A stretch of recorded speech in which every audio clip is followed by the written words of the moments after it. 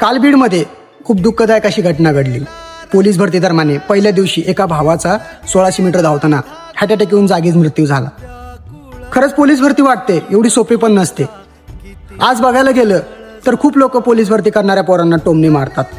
2-3 वर्ष झाले ट्राय करतोयस, अजून कसं काय झालं नाही, शेजारचा मुलगा लागला मग तू का लागला नाही. अरे पण त्यांना कोण सांगणार.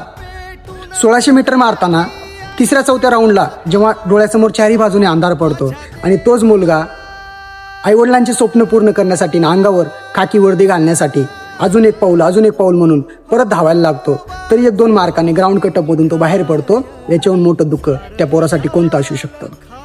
भरती करणाऱ्या माझ्या सर्व बंधू आणि भगिनींनो, माझं तुम्हाला फक्त एकच सांगणं आहे, यावेळेस जरी सिलेक्शन लिस्टमध्ये तुमचं नाव नाही आलं तर पुढच्या वर्षी ट्राय करा. पण हात जोडून तुम्हाला कळकळीची विनंती करतो की 1600 मीटर धावताना स्वतःच्या जीवाची काळजी घ्या.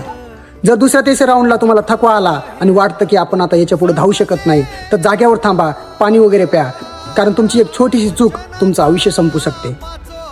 कारण तुमच्या घरी कुणाची आई, कुणाची बहीण तर कुणाचा मित्रपरिवार वाट पाहत आहे. याची काळजी घ्या. कारण शेवटी जाता जाता मी तुम्हाला फक्त एवढंच सांगेन की आपल्या जीवापेक्षा मोठी कोणतीच नोकरी नसते. निघून गे